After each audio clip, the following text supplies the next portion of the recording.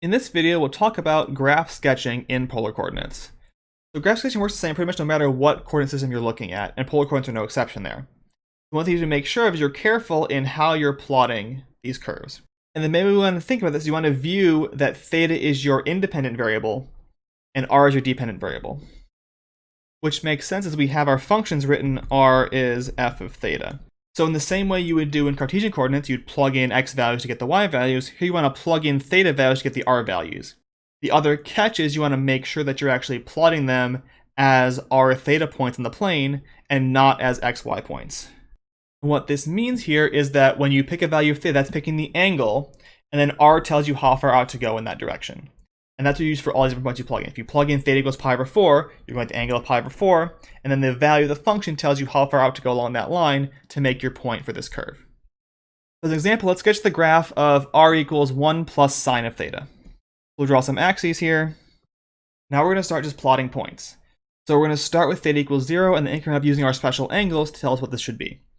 So for theta equals 0, what's my r? Well, sine of 0 is 0, so r here is 1. So for theta equals 0, that's along the x-axis. I go out and put a point here at 1. I can then go up to pi over 6, that's my next special angle. And at pi over 6, sine of theta is 1/2. So my r here should be 1 plus a half, or 3/2. So I should go up to angle pi over 6, which is this direction-ish, and go a little further than 1, so go to like 3/2 and plot a point out there. I plug in now pi over 4. I'll get 1 plus root 2 over 2, because sine of pi over 4 is root 2 over 2. So 1 plus root 2 over 2. So pi over 4, and go a little further out than that. I go to pi over 3. That's a root 3 over 2, so 1 plus root 3 over 2 means I'm going to be somewhere up here-ish, going along this line. And then at pi over 2, I get r is 2, because sine of pi over 2 is 1. I can see how this if I keep going. Well, if I keep going here, I can then go to 2 pi over 3. In that case, sine of 2 pi over 3 is again root 3 over 2.